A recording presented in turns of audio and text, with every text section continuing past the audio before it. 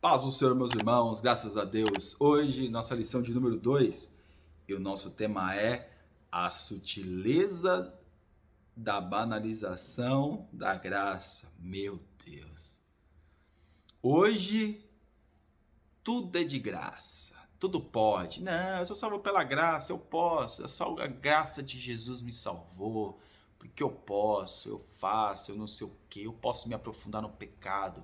Quem é você para me falar qualquer coisa? A graça de Deus, porque Deus é meu irmão. Será que é isso mesmo?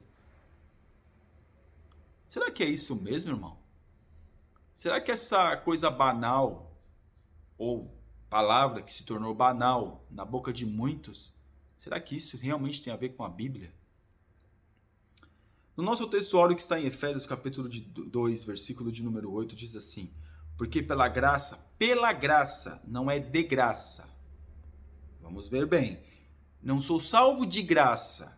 A graça houve um preço para mim ter esta graça disponível. Mas não é de graça. Tem que haver renúncia da minha parte, tem que haver busca, tem que haver desejo. Porque pela graça sois salvos por meio da fé. E não é a fé que somente acredita, mas a fé que obedece. E isso não vem de vós, é dom de Deus, ou seja, a graça não parte de mim, mas parte de Deus. E quando essa graça é manifesta na minha vida, automaticamente eu tenho fé em Deus.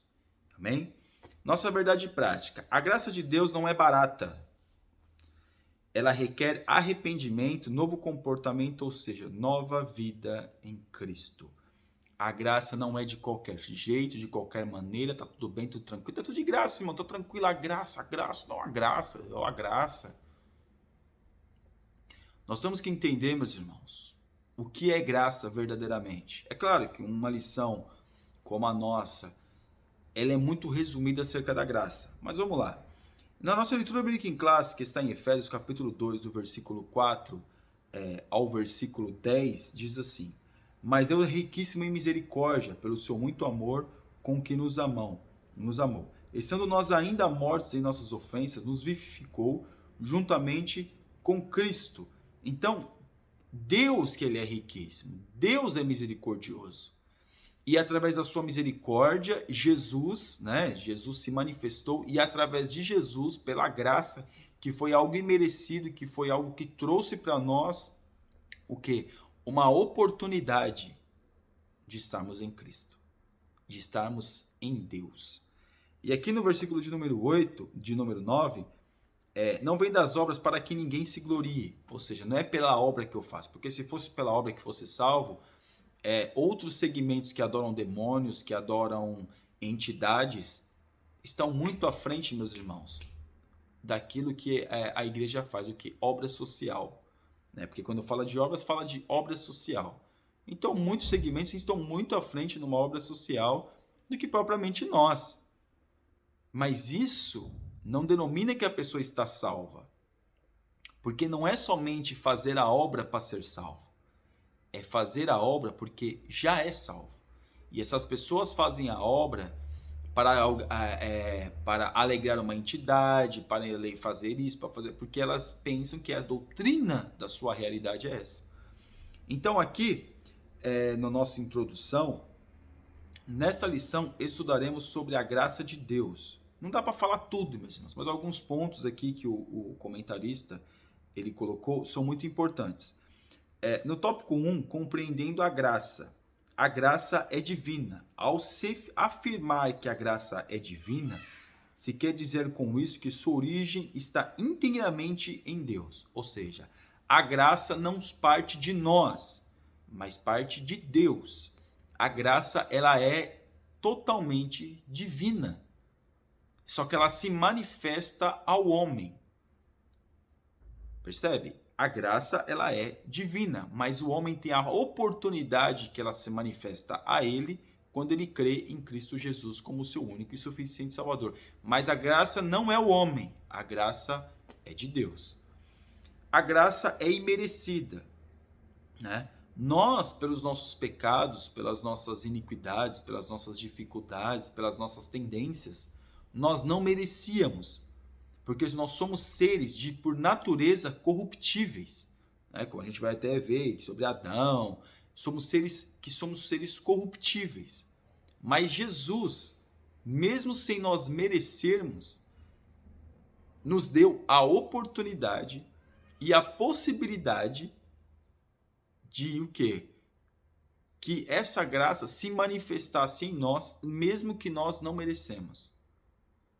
Mesmo que nós não tínhamos nenhuma condição, não temos nenhuma condição de alcançar isso, mas isso é um favor imerecido, não é merecido para nós. Mas por misericórdia e por amor, Cristo nos está dando uma oportunidade para que essa graça em nós seja revelada, seja manifesta, seja algo que venha transformar a nossa vida.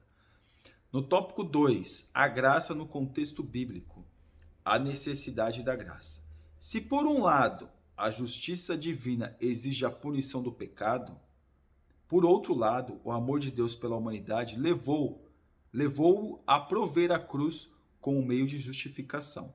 Então, se por um lado a justiça de Deus, nós deveríamos morrer pela justiça de Deus, mas Deus é justo, então Jesus que é o bonzinho, Deus que é o maldoso. Não, meus irmãos. Por aquilo que está na palavra de Deus, pelo pecado, pelas nossas tendências, nós deveríamos morrer, porque essa é a regra da vida. Não tem a regra que se você matou, você vai preso, se você roubou, você vai preso, em alguns países vai até morto. Pelos nossos pecados e iniquidades, pela nossa decadência moral e espiritual, essa era o nosso futuro, era o nosso destino. Mas agora, Jesus se manifesta e a cruz que nos traz o quê? Justificação. Jesus nos justifica de todo o nosso pecado, mas quando nós nos arrependemos. Porque não é justificação apenas por justificar, não. Tem que haver arrependimento para que também haja o quê? Justificação. E aqui na parte 2, a extensão da graça. As Escrituras afirmam que Deus quer salvar a todos. Eu sei, meus irmãos, eu sei que se fala por aí, que a graça é para alguns, que existem os eleitos. A gente entende, tem conhecimento disso. Mas a graça é para todos, irmãos. Jesus morreu por todos. Jesus não morreu apenas pelos eleitos. Jesus não morreu para os favorecidos, porque aqueles que se dizem favorecidos. Jesus morreu por todos. Todos podem vir, todos podem se achegar, todos podem se arrepender. As pessoas só vão para o inferno porque rejeitou o perdão, porque rejeitou a graça de Deus. Não é porque Deus está lançando as pessoas no inferno, porque ele escolheu a uns e deixou de escolher outros. Não. Porque a pessoa rejeita. Essa pessoa só fica perdida e continua perdida se ela rejeitar o perdão de Deus. Agora, você pode dizer, mas Deus sabe quem vai para o céu, quem vai para o inferno? Deus é todo poderoso, Ele conhece todas as coisas. Agora, Ele não vai usar a sua presciência para lançar a pessoa no inferno sem dar a oportunidade para a pessoa se arrepender. Jesus é justo, Deus é justo, Ele não faz isso. Então Deus, ele dá toda a oportunidade para a pessoa se arrepender. E é para todos, para o maior pecador, para o assassino, para o bandido, para quem for, meus irmãos. Mas a pessoa cometeu um crime horrendo, asqueroso, terrível. Não é para essa pessoa também que Deus vai se manifestar. Se ela quiser que Deus se manifeste. Se ela desejar, Porque, meus irmãos, existe o momento do arrependimento. Então nós temos que dar vazão a isso para que venha transformar a nossa vida. E aqui no tópico 3, a graça no contexto da reforma, a corrupção da doutrina da graça. Houve corrupção da doutrina da graça por quê? Porque a Igreja Católica começou a colocar algumas coisas, incrementar algumas coisas, deturpou, a graça, a Igreja Católica, como vai falar aqui. Então o catolicismo cresceu, influenciou e prejudicou muito, deturpou muito a questão. Mas aí veio a reforma da Igreja. Veio a reforma da Igreja, como as pessoas começaram a ser alfabetizadas, porque a Igreja Católica não alfabetizava ninguém. Então as pessoas viam aquela figura, ela se assemelhava àquela figura acerca de alguma história com Jesus. E o padre, quando ele fazia a missa, ele lia a missa toda em latim, e não eram todos que falavam latim. Porque eram pessoas o quê? Analfabetas, irmãos. Eram pessoas simples. Quem entendia o latim eram os padres, eram os monges. Eles entendiam porque ficavam estudando. Mas o trabalhador do campo, ele não tinha assim tanto tempo para estudar. Claro, um ou outro que era favorecido, de uma família melhor, tinha acesso. Mas o povão em si não tinha. Então isso prejudicou muito. Mas aí veio a Igreja Reformada, que começou a evangelizar a partir da escola bíblica dominical, e aí as pessoas começaram, trouxe uma linguagem para as pessoas que as pessoas entendiam. A Bíblia começou, Martinho Lutero começou a traduzir a Bíblia na própria língua local das pessoas. E as pessoas começaram a ter acesso à leitura, começaram a ter acesso à palavra de Deus e começaram a entender que aquilo que a Igreja Católica falava não tinha nada a ver com a realidade bíblica que eles começaram a compreender. E aqui na parte 2, a restauração da doutrina da graça. Como foi observado, a reforma, portanto, surge como uma reação à corrupção da doutrina da graça. Lutero, monge alemão, agostiniano, como já falamos, se torna o principal porta-voz da doutrina, pela fé somente. Aí ele coloca algumas solas, né? Somente a escritura. E aí as pessoas começam a ter um entendimento daquilo que é graça, daquilo que é Deus. É claro, algumas coisas, alguns dizem, né? Que Lutero ele se equivocou em algumas coisas, mas isso é normal, isso é comum, né? O homem se equivocar, ele usou alguns elementos da missa, ele introduziu no culto, mas depois, meus irmãos, isso foi melhorando, isso é a pessoa que tem aquele entendimento, é difícil você tirar todo, difícil não, porque para Deus nada é impossível, nada é difícil, mas a consciência da pessoa ainda ela tem aquela imagem, aquela mentalidade, então agora vai começar uma nova coisa, e aí foi melhorando o culto, a liturgia que nós temos hoje não tem nada a ver com a liturgia do culto da Reforma Protestante. Porque algumas coisas da Reforma Protestante era melhor, porque o tempo de palavra era muito maior do que algumas igrejas têm, que é 20 minutos de palavra, 25. É horrível, né, irmão? Desculpa a expressão. Mas aqui no tópico 4, a graça no contexto contemporâneo, a graça barateada. Há muito a expressão graça barata, foi introduzida na literatura para expressar a vida cristã nominal e mundanizada, né? Então hoje se usa esse jargão, graça barata, tudo certo, né? Graça, é tudo certo, tudo bem, pode tudo porque a graça, mas as pessoas não têm consciência de que de fato é graça. De que fato essa graça se manifesta? Porque se soubesse, saberia que a graça não foi barata. Para alcançar a graça, meus irmãos, o Deus Todo-Poderoso, Jesus Cristo, teve que morrer, teve que fazer homem, teve que se despir de toda a sua glória, deixar toda a sua glória, deixar o seu reino, vir aqui se fazer homem, sofrer, ser humilhado, pisado, chutado. Para quê? Para que nós venhamos ter a oportunidade de estarmos na presença de Deus.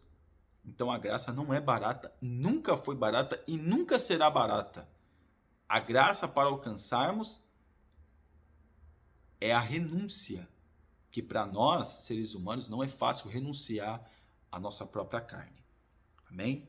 O valor da graça, parte 2. Escrevendo aos Coríntios, o apóstolo da graça afirmou: vocês foram comprados por preço. Ou seja, para nós é pela graça, é um favor imerecido, mas houve um preço a ser pago. Qual foi o preço? Preço de sangue.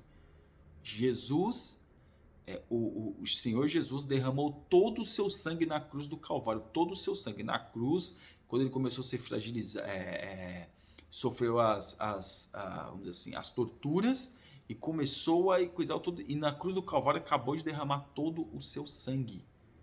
Então nós fomos comprados por um preço, porque é preço de sangue. A vida de alguém teve que morrer, de um Deus Todo-Poderoso teve que morrer para que nós venhamos alcançar a salvação. Claro, ele ressuscitou, mas ele teve que se deixar morrer. Jesus se entregou por nós. Não foi os romanos que prendeu Jesus, não foi os escribas e fariseus que condenaram Jesus, não foi os romanos que mataram Jesus com a condição dos escribas e não. Foi Jesus que se entregou, ele se colocou voluntário para morrer por nós. E a nossa conclusão. Nesta lição, partimos da necessidade de se compreender corretamente o que é a graça de Deus. Vimos como a graça de Deus foi entendida em diferentes contextos. A Bíblia é sempre a régua através da qual qualquer entendimento da doutrina da graça precisa ser medido, como verberou na reforma. A Escritura continua ecoando em nossos dias. A salvação é somente pela graça. Amém? Você ainda que não é inscrito no nosso canal está convidadíssimo a se inscrever. E que Deus, meu irmão, te abençoe em nome de Jesus. Deus abençoe.